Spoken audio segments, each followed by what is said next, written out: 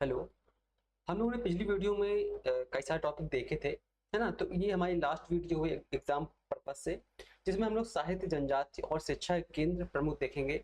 और हालांकि मैंने पीडीएफ में सभी कवर कर रखा है, जितने भी इंपॉर्टेंट है मैंने सब पीडीएफ में दे रखे हैं, लेकिन फिर भी हम उनको एक बार आपको दिखा देंगे ताकि कौन कौन से इंपॉर्टेंट है, कौन कौन से नहीं, क्योंकि लास्ट टाइम जो रिविजन होता है वो बहुत इंपॉर्टेंट होता है ना।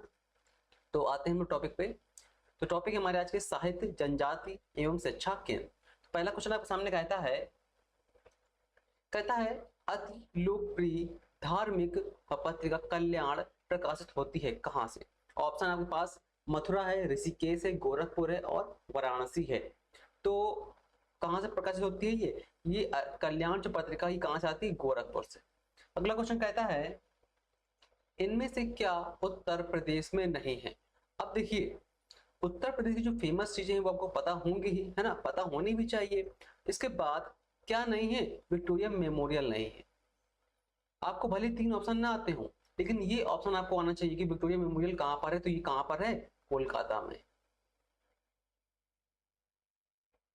अगला क्वेश्चन कहता है निम्नलिखित में से कौन सा एक सही सुमेलित नहीं है? कौन सा एक सही सुमेलित नहीं है की बात कर रहा है? अमीर खुसरो, एटा, मिर्जा गालिब, आगरा, जोश, मलिहाबाद और जिगर, गोरखपुर। तो ये जो अमीर खुसरो हैं, गालिब हैं, जोश हैं, ये सब लेखक रहे हैं। तो यहाँ आपसे पूछ रहा है कौन अपने प्रमुख स्थान संबंधित नहीं है। देखिए यहाँ पर जो जिगर है, जिगर जिगर जो है ये आपके गोरखपुर के नहीं है। ये कहाँ के हैं? ये मुरादाबाद के हैं, यानी मुरादाबादी हैं ये। ठीक है। अगला क्वेश्चन कहता है तो डी ऑप्शन ही बिल्कुल सही होगा। अगला क्वेश्चन कहता है निम्नलिखित युग्मों में कौन सा सही सुमेलित नहीं है? तो ऑप्शन देखिए, अमीर खुसरो है, एटा कह रहा है, मिर्जा गालिब आगरा, जोश मलिहाबाद, राम प्रसाद बिस्मिल। तो ये इंपॉर्टेंट है क्योंकि राम प्रसाद बिस्मिल हमने पिछले बार ही पढ़ा था कि राम प्रसाद बिस्मिल को फांसी कहाँ दी गई थी? गोरखपुर में, गोरखपुर। लेकिन ये गोरखपुर के नहीं है, ठीक है? ये गोरखपुर के नहीं है, ये है कहाँ के? शाहजहांपुर के, शाहजहांपुर के। यहाँ गोरखपुर में क्या दी गई थी? फांसी दी गई थी, इसलिए इंपॉर्टेंट। अगला क्वेश्चन कहता है राष्ट्रीय कवि मैथिली शरण गुप्त का जन्म उत्तर प्रदेश में कहाँ हुआ था? तो ये राष्ट्रीय कवि है ना? जो राष्ट्रीय कवि हैं और हमारे यूपी के हैं, तो हमें पता ही होना चाहिए कि कहाँ के? झांसी के। अगला क्वेश्चन कहता है भारतीय साहित्य के आरंभिक 20वीं शताब्दी के मुख्य हिंदुस्तानी लेखक धनपत राय को किस नाम से जाना जाता था? यानी धनपत राय जो है वो किन का नाम था? देखिए, तो आप मुंशी प्रेमचंद के बारे में सुना ही होगा, है ना? तो इनका जो नाम था, रियल नाम, वो धनपत राय था। क्या नाम था? धनपत राय। तो सी ऑप्शन बिल्कुल सही होगा। अगला क्वेश्चन कहता है उर्दू शायरी में फिराक गोरखपुरी में आपने नाम सुना होगा, उर्दू शायरी में के नाम से कौन प्रसिद्ध है? तो इनका नाम है, हालांकि लगता है कि मुस्लिम नाम है लेकिन ये हिंदू है। तो फिराक गोरखपुरी जो इनका नाम क्या है? रघुपति साहे नाम है। सी ऑप्शन बिल्कुल सही है। अगला क्वेश्चन कहता है कवित्री महादेवी वर्मा, इनकी प्रमुख रचना कौन सी है? यामा है, जिसको पुरस्कार भी मिल चुका है। यामा का यानी महादेवी वर्मा का जन्म किस शहर में हुआ था? तो उत्तर प्रदेश में ही, उत्तर प्रदेश की है इसलिए इंपॉर्टेंट है। तो कहां जन्म हुआ था? फर्रुखाबाद में। अगला क्वेश्चन कहता है देखिए, ये जो क्वेश्चन थे आपके, ये आपके संबंधित थे कुछ फेमस लोगों से जिनका साहित्य अच्छा रहा, उससे संबंधित है। अब हम आते हैं जनजाति में। हमें 3 टॉपिक देखने हैं, तो 3 टॉपिक में दूसरा टॉपिक आपका जनजाति। कहता है निम्नलिखित में कौन जनजाति उत्तर प्रदेश और उत्तराखंड संबंधित, यानी कौन जनजाति जो उत्तर प्रदेश में भी निवास करती हो और उत्तराखंड में भी निवास करती हो, है ना? तो आपको पता है कि उत्तर प्रदेश में, ये उत्तर प्रदेश है आपका, तो इस क्षेत्र में मिलती है, ये क्षेत्र में मिलती है थारू जनजाति। तो कौन सी होगी? थारू ही बिल्कुल सही होगा, थारू। अगला क्वेश्चन कहता है निम्नलिखित में कौन सी अनुसूचित जनजाति उत्तर प्रदेश के वाराणसी जिले में नहीं पाई जाती? अब देखिए, यहाँ पर ये क्वेश्चन इसलिए पूछा गया है क्योंकि आपको ये पता होना चाहिए कौन सी जनजाति कहाँ पर पाई जाती है। तो इंपॉर्टेंट है सहरिया, पहरिया की जनजातियां जो है इंपॉर्टेंट है। कि जनजाति वाले ऑप्शन मैंने दिखाया है आपको, हालांकि देखिए पीडीएफ में दिखा देता हूँ आपको, पीडीएफ में सारी जनजातियां लिखी हुई हैं, दिखा देता हूँ मैं आपको। यहाँ पर आप देख पाएंगे तो ये पीडीएफ में चैप्टर वाइज बना हुआ है और सभी को मैंने डिफाइन किया है। तो जनजाति चैप्टर ये 18वें नंबर पर है, तो 18वें नंबर पर आप देखेंगे कि जनजाति देखने को मिलेंगी।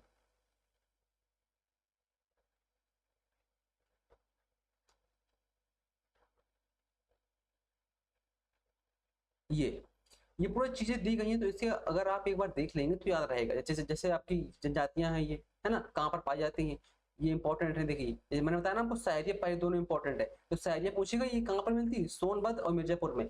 अधिकतर आपको ऑप्शन में सोनभद्र देगा, ठीक है, सोनभद्र लगाना है। पायरिया कहाँ की, ललितपुर की है। पंखा कहाँ की है, सोनभद्र की। बैगा कहाँ की, सोनभद्र की। अधिकतर जनजातियां कहाँ की, सोनभद्र की हैं।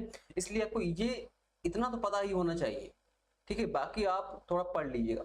अब देखिए ऑप्शन में क्या कहता है, जनजाति वाराणसी में नहीं पाई जाती, वाराणसी जिले में। तो जब सहरिया आपके सोनभद्र में पाई जाती है तो वाराणसी में नहीं पाई जाएगी। इसका मतलब आपको ये जनजाति इंपॉर्टेंट है, ये पाई जानी कहाँ पाई जाती है आपको पता होना चाहिए, ठीक है। हाँ, अगला क्वेश्चन कहता है कौन सा युग्म सुमेलित है, भोटिया, बाराबंकी, बुक्सा, बिजनौर, रांची, गोरखपुर, थारू, बांदा। तो बुक्सा जो है ये बिजनौर में पाई जाती है, यही बिल्कुल सही है, ठीक है। और आपको बता दें कि जो बुक्सा है इसमें बहु विवाह फेमस है। बुक्सा और जौनसारी दो ऐसी जनजातियां हैं जिसमें बहु विवाह फेमस है, तो ये भी इंपॉर्टेंट है, बुक्सा और जौनसारी। जौनसारी। अगला क्वेश्चन कहता है निम्नलिखित जनजातियों में से किसकी संख्या उत्तर प्रदेश में सर्वाधिक है। तो सर्वाधिक उत्तर प्रदेश में कौन सी, थारू ही जनजाति पाई जाती है, ठीक है। और ये बता दें आपको कि ये उत्तरी यूपी यानी कि इस क्षेत्र में पाई जाती है, ये इस क्षेत्र में, ठीक है, पहाड़ी क्षेत्र में। और ये दिवाली को शोक पर्व के रूप में मनाती है, दिवाली को शोक पर्व के रूप में मनाती है, क्योंकि ये मानते हैं कि जो कीट हैं, कीट दीपक जलाने से कीट जो होते हैं वो मर जाते हैं, और ये कीटों को अपना वंशज मानती है, ठीक है। अगला क्वेश्चन कहता है उत्तर प्रदेश की कौन सी निम्नलिखित जनजाति दीपावली को शोक पर्व में मनाती है। अभी हमने जस्ट बताया आपको तो कौन सी, थारू है। अगला क्वेश्चन कहता है निम्नलिखित में कौन सी अनुसूचित जनजाति बिजनौर जिले में पाई जाती है। तो बिजनौर जिले में आपकी कौन सी जाति मिलेगी, बैगा नहीं मिलेगी, खरवार नहीं मिलेगी, थारू तो नहीं मिलेगी, महिकीर, ये मुस्लिम जनजाति है। अगला क्वेश्चन कहता है उत्तर प्रदेश में निम्नलिखित जनजातियों में कौन सी बहु विवाह व्यवस्था को आचरित करती है। हमने जस्ट अभी आपको बताया था ना, बुक्सा, ठीक है। अगला क्वेश्चन कहता है, क्वेश्चन आने से पहले मैं आपको बता दूं जनजाति पूरी दी गई यहाँ पे सामने, तो इनको एक बार थोड़ा देख लीजिए। थारू है, तराई क्षेत्र, ये यूपी का तराई क्षेत्र है, ये तराई क्षेत्र है, ठीक है, ये पूरा तराई क्षेत्र है।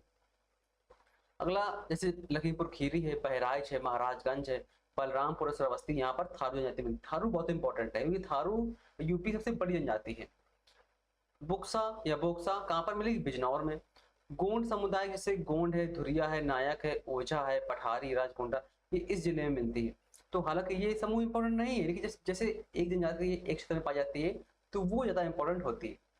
खरवार या खैरवार सोनभद्र, बलिया, गाजीपुर, देवरिया यानी पूर्वी यूपी में मिलते हैं। सहरिया कहाँ की है, ललितपुर की है। सहरिया कहाँ की, ललितपुर की, ठीक है। सहरिया और पहरिया बहुत इंपॉर्टेंट है।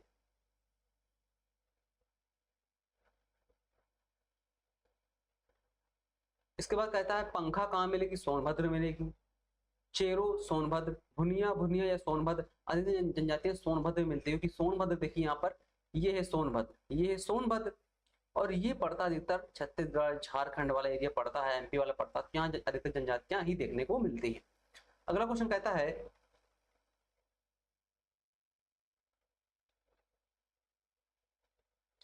प्रमुख संस्थानों में आते हैं।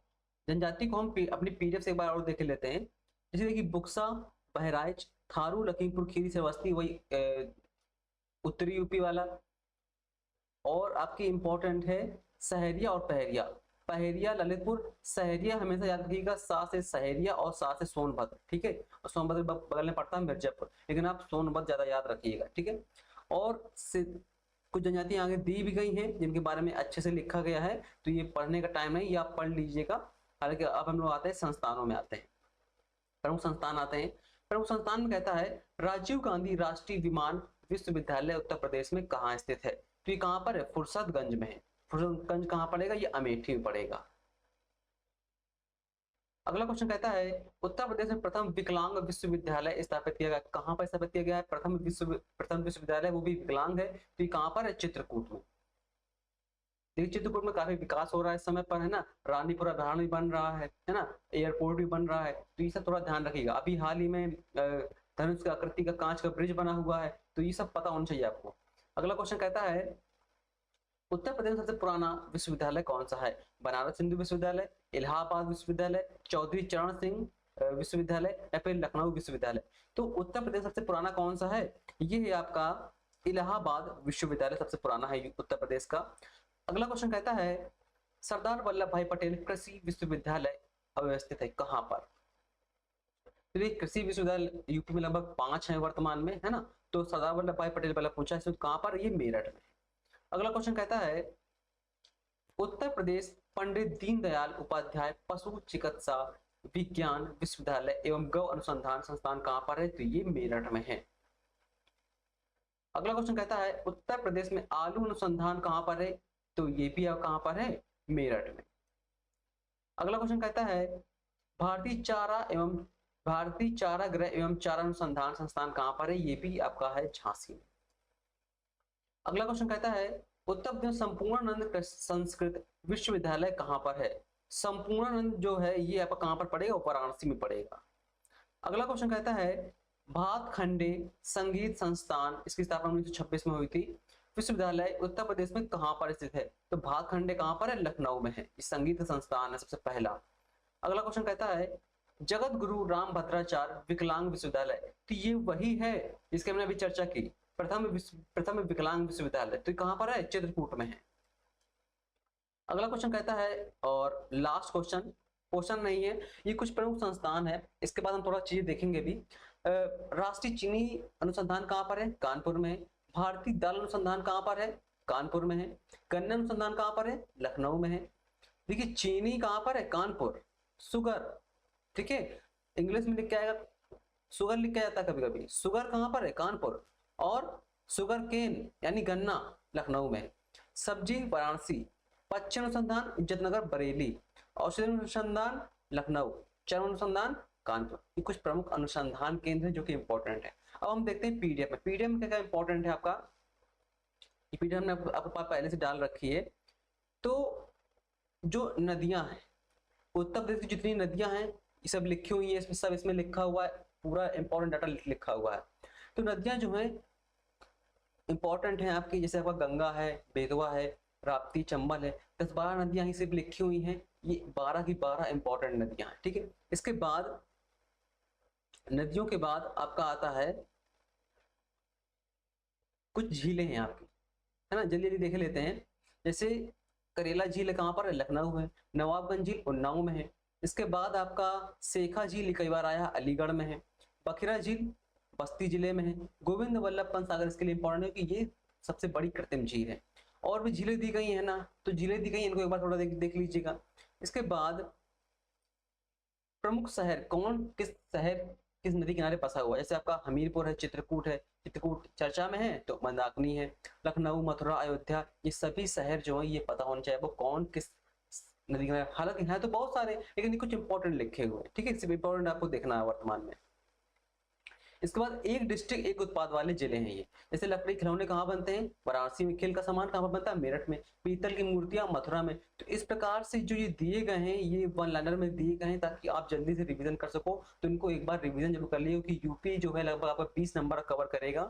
इसके बाद प्रमुख नगर जो दिए गए हैं किसके लिए प्रसिद्ध है, धान कटोरा कैसे बोलते हैं, चंदौली। उत्तर प्रदेश का 100 विंडो कैसे बोलते हैं, नोएडा। काशी की बहन गाजीपुर। इस प्रकार के फैक्ट भी आ जाते हैं मिलाने को, ठीक है। इसके बाद कुछ सिटियों को यानी कुछ शहरों के पुराने नाम भी दिए गए हैं, तो उनको जैसे लखनऊ का लक्ष्मणपुर है, वाराणसी का काशी है, मथुरा का मधुपुरी है ना, तो ये पुराने नाम भी दिए गए हैं आपको, तो सिर्फ आपको देखना जल्दी जल्दी। इसके बाद मृदा तो खासकर इंपॉर्टेंट है ही, लेकिन जल्दी जल्दी नहीं देख पाएंगे।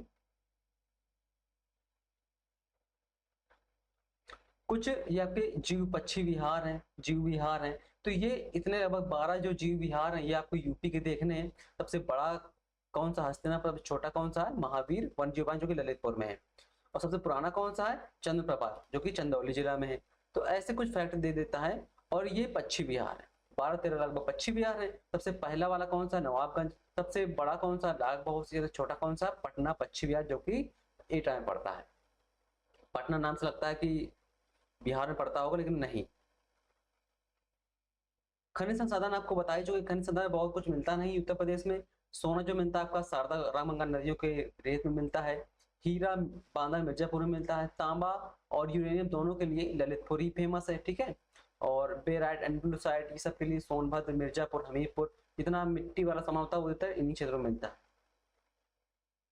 इसके बाद कुछ आपके विद्युत संयंत्र हैं, है ना, ताप विद्युत संयंत्र हैं और जल विद्युत संयंत्र हैं। थोड़ा इनको देख लीजिएगा। इंपॉर्टेंट चीजों को देख रहे हैं ताकि जल्दी से कवर करना है ना। ये सब आप रिवीजन करना, सिर्फ आपको वीडियो में काफी टाइम लग जाएगा।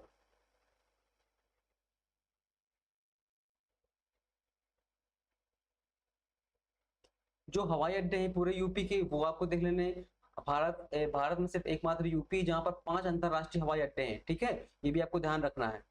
देखिए, अमावसी हवाई अड्डा लखनऊ का है। पावतपुर जिसका नाम लाल बहादुर शास्त्री हवाई अड्डा है, ये भी ये आपका वाराणसी में है। और कुशीनगर अंतरराष्ट्रीय हवाई अड्डा है। और ताज हवाई अड्डा जो कि जेवर हवाई अड्डा के नाम से जाना जाता है, नोएडा में, ये भी निर्माणाधीन है। और मर्यादा पुरुषोत्तम श्री राम ये हवाई अड्डा जो अंतरराष्ट्रीय, ये भी निर्माणाधीन है। तो अंतरराष्ट्रीय 1, 2, 3 और 4 और 5 अंतरराष्ट्रीय हवाई अड्डे हैं जो आपको पता रखने हैं, बिल्कुल पता रखने हैं, ठीक है। बाकी और जो है खोड़िया, फुर्सतगंज, गोरखपुर, ये सभी आपको पता होने चाहिए। हवाई अड्डे एक बार देख लेते। और इसके बाद शिक्षण संस्थान जो है वो उनकी लिस्ट पड़ी हुई है, तो उन्हें आप एक बार देख लीजिए कौन कहाँ पर शिक्षण संस्थान उपस्थित है, क्योंकि एक न एक संस्थान तो आता ही है। प्रमुख संस्थान जो ये रिसर्च सेंटर हैं लाइन से लिखे हुए हैं, लखनऊ लखनऊ लखनऊ वाले, कानपुर कानपुर कानपुर वाले। तो ये आपको थोड़ा एक बार देख लेना है ना। ये सभी चीजें लिखी हुई, सिर्फ लाइन से लिखी हुई, सिर्फ आपको देखना है एक बार।